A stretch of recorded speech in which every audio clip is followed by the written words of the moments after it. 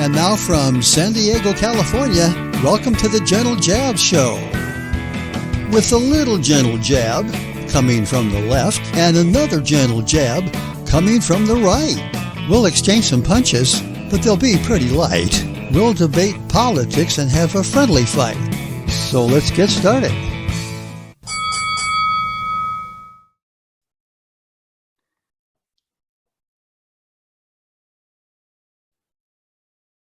Welcome to Gentle Jabs. On this show, Democrats and Republicans come together to discuss current events around the United States and the world. On this week's show, we will be discussing the midterms, fentanyl, the First Amendment, inflation, and the Electoral College. Now, I'm really excited for this week's show. I've had a serious problem with fentanyl coming across the border, and we've got a lot of other really great topics, so it should be a really great show. John, do you want to kick us off this week? Yeah, let's take a look at these midterms. I think day after day, I'm seeing more and more problems for the Democrats. You know, people don't like this woke agenda where their kids are being subjected in kindergarten to learning about sexual activities and, you know, all kinds of craziness. It's not going to work. The other thing that's going to come back to bite the Democrats is gas prices and inflation. And the other thing that I think is really going to cause a problem is we got Joe walking around shaking hands with nobody. So Bill Clinton, are you softening your position that this is going to be a wave election for Republicans? I don't think so. No, I think we may lose some seats, and I'm talking Senate seats. We may lose some Senate seats, but it's hard to say right now. We got a long time. We still got time to change things, and states like Nevada, Arizona, Georgia, New Hampshire, just to name a few, they're trending towards the Democrats taking some Senate seats. So I feel pretty good about that. So we'll just wait and see what happens. Well, I think that, it's going to be a real problem for you guys. I mean, I don't see any poll that say that it's going your way. I mean, who do you think is probably the candidate who can hold their own? I mean, I think all those states that you mentioned, all the Democrat candidates are in trouble. Well, between you and I, and this is just a rumor I heard just yesterday, I think for 24, that is, I think they're going to be looking at Gavin Newsom out in your state. They're going to make Gavin Newsom a senator? Well, I think they're going to make him president. Oh, wow. So they're going to get rid of both Joe and Kamala and bring Gavin in. No, I don't like to use those terms, get rid of, but I will say that I think in 24, Joe probably will not run.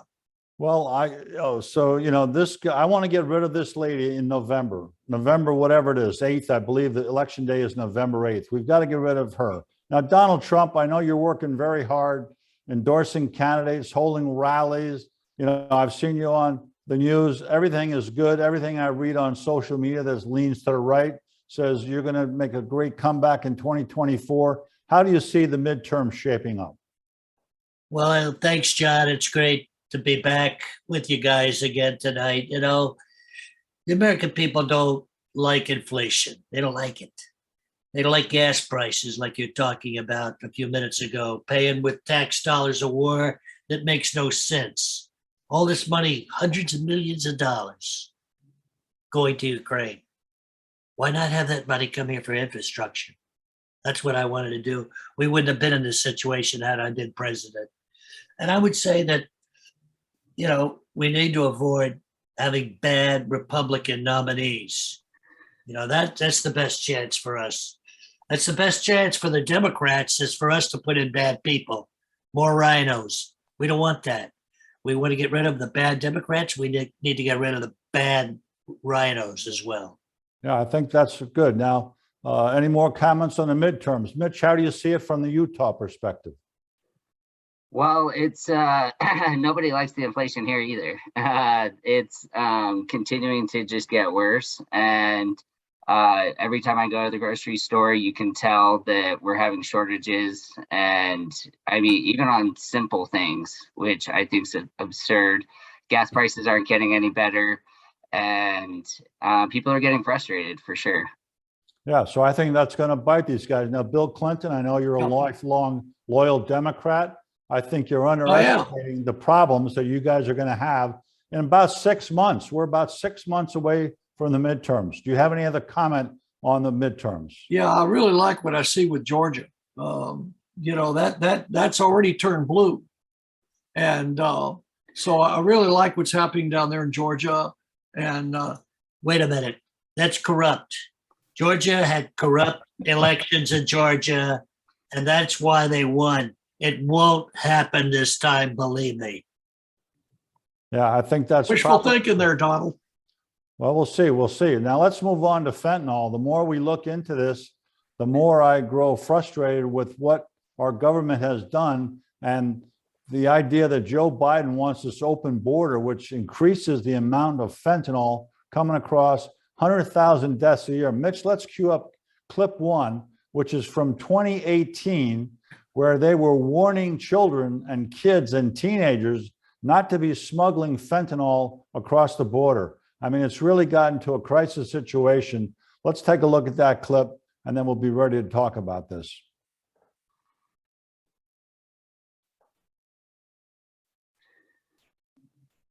A new trend authorities say is growing along the border. Teenagers smuggling fentanyl. Now, these are photos of a bus from just this week. You can see the drugs are strapped to them. Fentanyl is a potent and deadly narcotic. 10 News reporter Jared Aarons live in San Ysidro, where several agencies now teaming up, Jared, to try to put a stop to this. And they really want to get the word out about how dangerous this drug is, even in small amounts. In fact, the same amount is about 32 grams of salt. What I've poured into my hand here is all it takes to cause a fatal overdose. So when teens strap that drug to their chest, they could be throwing their lives away. These juveniles are recruited at schools, public transportation, while they wait in line to cross the border, by family members, by adults in their neighborhoods, and also on social media. They're offered quick money and even electronics for continued success. Kids smuggling fentanyl is a totally new trend at the border. Last year, 84 teens were arrested for smuggling, none for fentanyl this year. This year, 41 teens arrested for smuggling. 6 of them are fentanyl cases, including those 5 last week. And here are those pictures again from those arrests, and they show how teens are strapping that drug to their body. Think about this. If that bag breaks and they inhale that drug in any amount, they could die. This morning, representatives from Customs and Border Patrol, Homeland Security, and the DA's office tried to get the word out, not just about safety, but about these kids' future. They're being told that nothing's going to happen to them because they're juveniles. Nothing could be farther from the truth. Now, Homeland Security's been working since 2009 to go to schools and talk to kids about the dangers of becoming drug mules. They say they'd mostly focused on marijuana and meth, but now with this new trend, they're going to start focusing on fentanyl as well. Live at the border, Jared Aarons, 10 News. Jared, thanks, and compelling. Now, that's from 4 years ago, and it's gotten geometrically worse. Look at that chart behind Mitch. I mean, this is the percentages it's going. It's not going up arithmetically, it's going up geometrically. Now, Donald Trump, I know that you spoke out about this. Joe has done nothing. Open borders. Absolutely nothing. Crossing every day. Title 42. I mean, this is a joke. How bad do you feel about what these guys are doing to our country? Well, you know, drugs are pouring into our country at record levels. This is the main reason I believe, you know, people are tired of what they're seeing. It's horrible what's going on. We've got a situation here with fentanyl killing over 100,000 people, more than traffic accidents, more than COVID, right here in our own country. We lead the world in fentanyl deaths. I don't know if you guys know that, but we lead the world. This is an epidemic of addiction, and it's gotten worse because of COVID-19 and everything. We are overdosing deaths at the highest ever recorded fentanyl. It's caused more deaths than anything else. So that's how I feel about it. Yeah, it's ridiculous. Now, I'd like to hear Bill Clinton's idea. Can you seriously defend this policy of open borders? I mean, Well, you yeah, did a reasonable job at the border, but this is out of control. yeah. I'd be glad to take your question on that one. You know, a lot of these deaths are coming from areas where people don't have work, only low paying jobs. Many don't even have health insurance, unlike most other countries do in Europe, for example. So people who want treatment here in America can't get the help that's needed. Yeah, but I look at some of these clips and we'll look at another one. I mean, this is a joke. I mean, all you have to do is be exposed to this. You don't have to be, innocent bystanders can be harmed by this. Now, Mitch, let's cue up clip 2 and take a look at what's going on in Corpus Christi, Texas. This is from a while ago.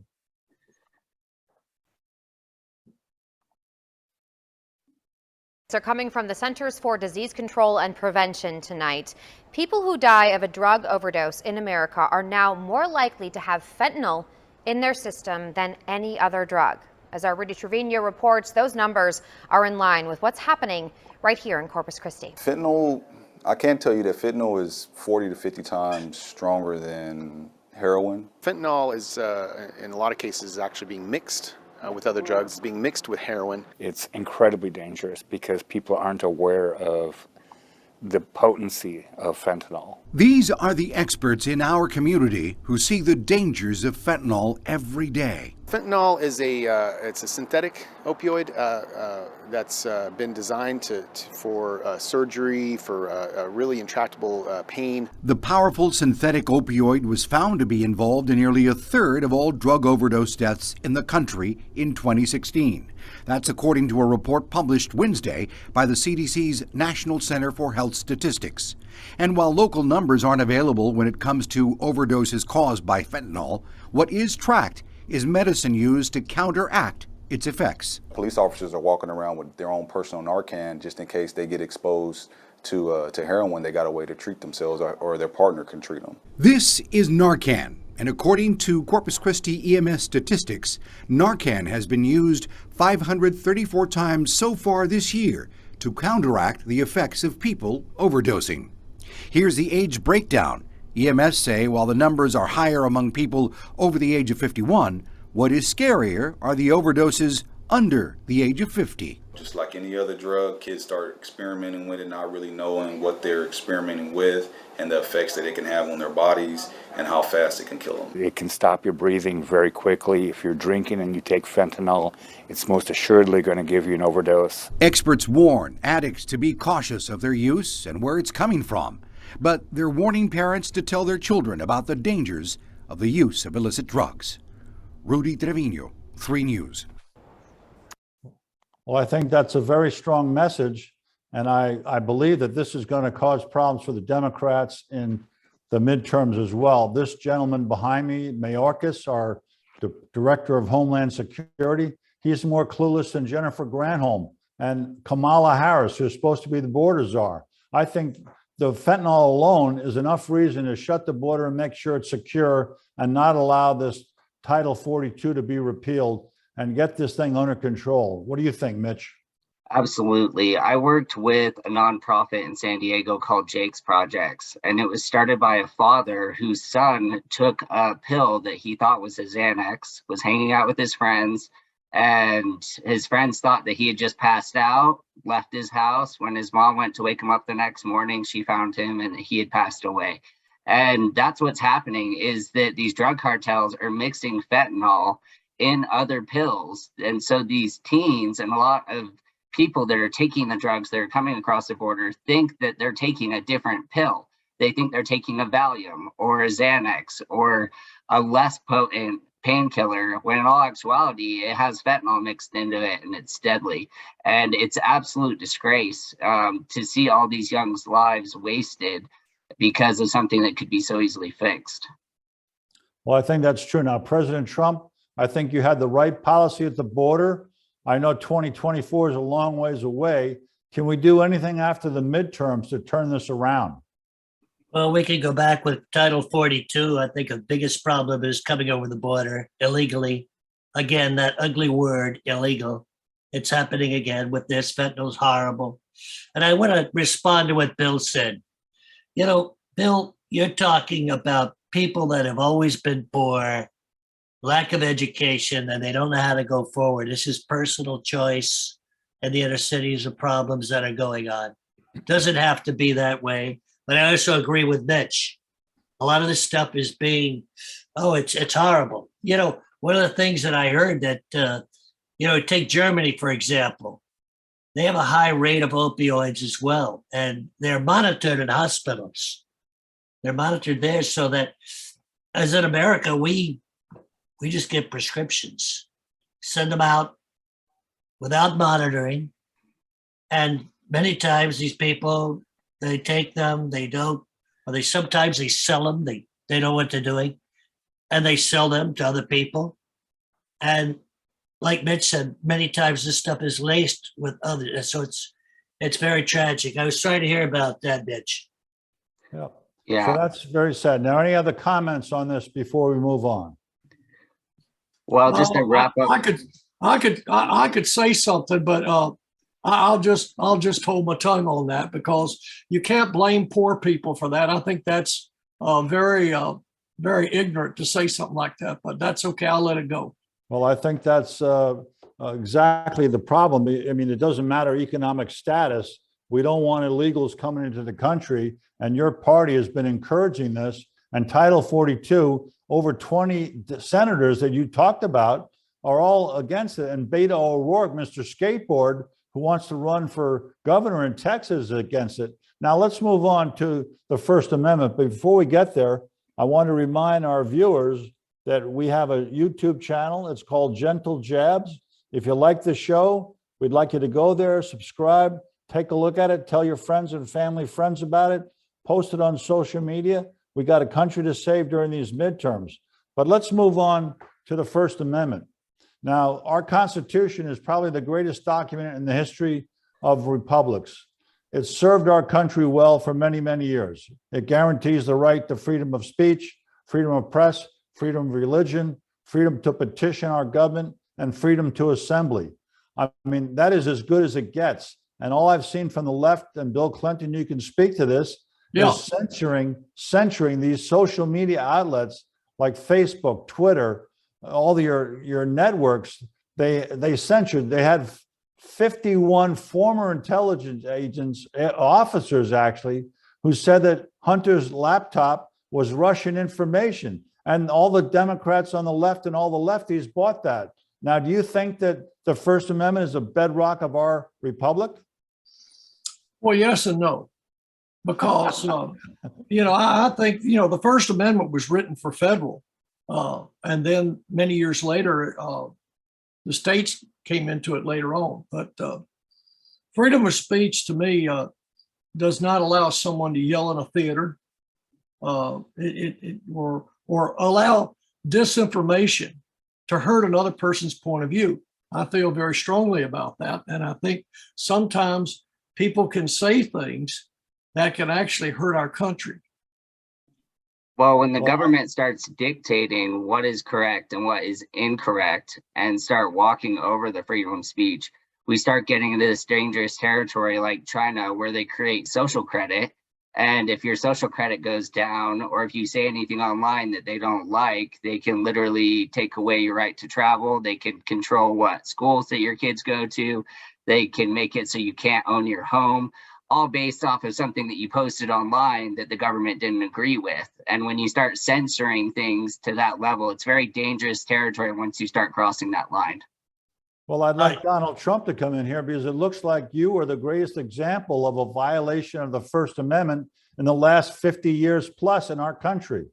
Well, if they can censor your president, what does that tell you?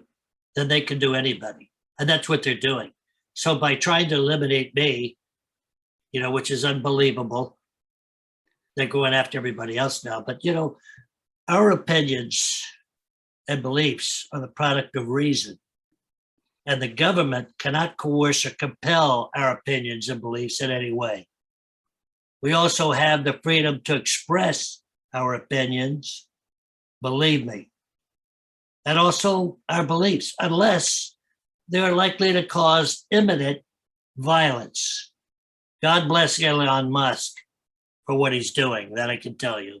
Well, that's exactly right. And the lefties are all going off the chart because they don't think that Elon Musk should have the right to buy Twitter. But what he wants to do is, and I've heard him speak about this, he wants people on the right and left to come together and agree that both sides should have the outside choice.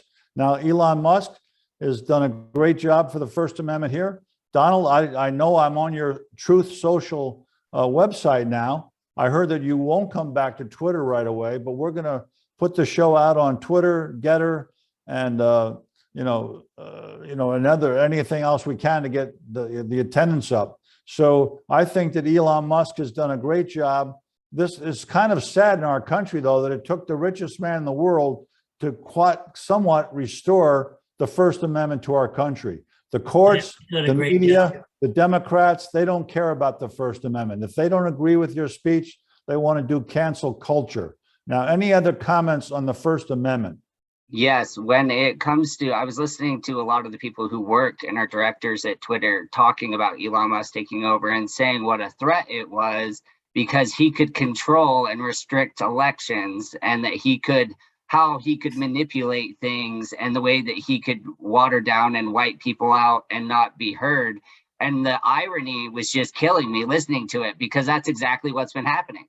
They've been doing that exact thing, and them stating, well, if he has control over Twitter, then he can have control to do all this manipulation to our country that they've been doing for years. Yep. Now, Bill Clinton, you wanted to jump in here. Well, I know. I tell you, Mitch, you're right, and John, you're right. But the thing is, you just can't say anything that could harm our country. I believe in that, and its citizens. I mean, look at the mean things they said about me. Sometimes freedom of speech goes too far. That's the point I want to make. Well, I think that freedom of speech has been upheld in the courts. Mostly you win those cases when freedom of speech is brought up. I think that Twitter's going to contribute, and I think Democrats are just paranoid about the effects of freeing up social media and what Elon Musk is doing now. Any other comments on this? Well, let's just see what Elon Musk does. We don't know what he's going to do. Well, that's true, and I'm hoping for a better thing. But right now, I can tell you that I am shadow banned on Twitter. President Trump has been deleted from Twitter. They won't even allow him, but they allow the Taliban, they allow Iranian mollusks and everything like that. So it's just absurd what's going on there. Now let's move on to inflation. Mitch, let's pull up clip 3 to give you an idea what's going on in Pasadena. I think this is a good clip. Let's see what they have to say about inflation. We're all feeling the pinch of inflation when it comes to everyday items, things like groceries. How much more are you spending at checkout? Lauren Coronado is live in Pasadena for us right now after taking a few grocery trips to find out for you. Lauren? Chuck, I went shopping here at Food for Less back in February. Well, this week I came back to try and get the same deals, the same items. Take a look. A list of items purchased back in February at Food for Less in Pasadena. Items like meat, poultry, dessert, and drinks tallied up to about $71 then. We went shopping for the same or similar items this week. Let's start with sliders. In March, inflation climbed 8.5% compared to a year ago and up from February's 7.9%. It's the greatest increase since 1981, according to the Bureau of Labor Statistics. Now the price tags on some of these groceries are changing. The slider patties we got 2 months ago were $7.89. The slider patties today are $10.99. Some items were stocked differently. 2 pounds of chicken wings were available for $11.99 in February, but only 4-pound bags were available this time around. From $11.99 to $18.99 for our chicken wings. Other shoppers feeling the pinch too. Are you noticing a change in prices? All the way. Yeah, they're going up. Up high, everything. The good news is your beer isn't more expensive. $9.99 then and $9.99 now for a six-pack of beer. We also found good deals for chips and, surprisingly, ribs. They were $8.39 then and they're $8.14 today. All in all, at the checkout, $81.23 compared to $71.29 2 months ago. We're seeing an uptick in demand for food assistance that we feel is tied to inflation. A ripple effect hitting the LA Regional Food Bank. So this is our walk-in freezer. President and CEO Michael Flood took us on a tour of the warehouse in Vernon. We are going from the freezer to the one of the coolers that we have. So we've got fresh produce in here. He says his team served 9 million meals last month compared to 7 million in January. You're talking about thousands of outbound shipments of food orders going out. An increase he doesn't see slowing anytime soon. For the families and people we're serving, they're really stuck because, you know, they have to absorb those food costs, that increased amount.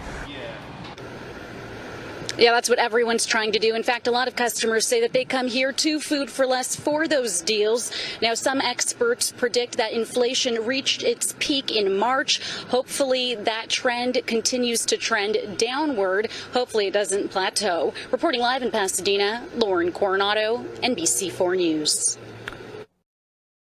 Now, I know the official inflation rate is 8% per year or so, but that lady talked about $10 more on 70. That's 14 something. And I've seen 15, 20% or more inflation at the grocery store when I've been there the last couple of weeks. Now, I think that this is going to cause the Democrats additional problems in the midterms. Now, Donald Trump, you know, inflation was under control. Gas was under $2 a gallon when you were president. Could we have imagined how badly this was going to turn on the American people and taxpayers and working families? Well, yeah, you're right. And it's such a short period of time, 15 months. It's unbelievable. But I think we first have to look at what the definition of inflation is. And what it is, it's a general increase in prices and the fall of the purchasing value of money. Voters see inflation as a top issue. It's one of the top issues going right now. And I think that's why we're going to see a red tide come November. That I can tell you. Well, I agree with that. Bill Clinton, do you see any? No, I don't. Light at the end of the tunnel for your party? I see a huge, huge light at the end of the tunnel. And I would say that we have to look more deeper into it. I mean, he probably looked up the definition of what inflation was to make himself sound smart. But the truth of the matter is, this is Putin's fault. President Biden had no choice but to defend the Ukrainians. The world is affected by, there's so many changes going on. The pandemic caused our economy to suffer. Less people were working and less contributing with taxes and more debt to give America and running. Well, I think that this falls directly on Joe's shoulders. His vice president is completely clueless. The energy secretary has no idea what to do. Our energy secretary and our secretary of transportation, I mean, these people haven't done anything. Every policy they did was a direct and reversal of anything that Donald Trump did. Day one, they canceled as much of that as they could. By the way, John, I heard this morning on TV, I was watching Fox News, and they said that Harris was on her way to meet with Joe and she tested positive with the COVID-19, and they put her back in the limousine and took her home. And now she's working from her home. What is her work? Watching cartoons? What kind of work is she up to? I mean, I haven't seen her do any work. Have you? Yeah, well, what they do every day is they spin a wheel to see who to blame. They don't take any responsibility. This lady, Jen Psaki, she comes up with every excuse under the sun. And it's just ridiculous. The only person that asks her serious, regular questions is Peter Doocy, and she treats him like he's some sort of an imbecile. And Joe called him a nasty name by itself. Now, any more comments on inflation before we move on to the Electoral College?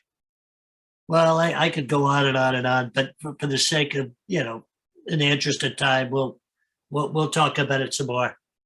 Yeah. Now, the Electoral College to me is a very interesting topic. I always hear that Democrats want to do away with electoral college. They don't think it serves the people well anymore. They want the liberals in New York and San Francisco and LA to have the say. Now, when we go back historically, when the country was first founded, the founding fathers realized that you couldn't put a union together if the three big states, Massachusetts, New York, and Virginia, called all the shots. And that's not what we want to see. We want to see an America that's a republic that has a constitution that guarantees the American dream. And, we've got to keep working on that. We've got a free press. We've got great economic opportunity, and we've got to keep working on that. And I think it's very important that the Electoral College stay in place. Now, President Trump, the Electoral College helped you win in 2016. You were close in 2020. If you look back at 2012, I was against it. I was against the Electoral College, but it did benefit me in 16. But I think we need to keep it.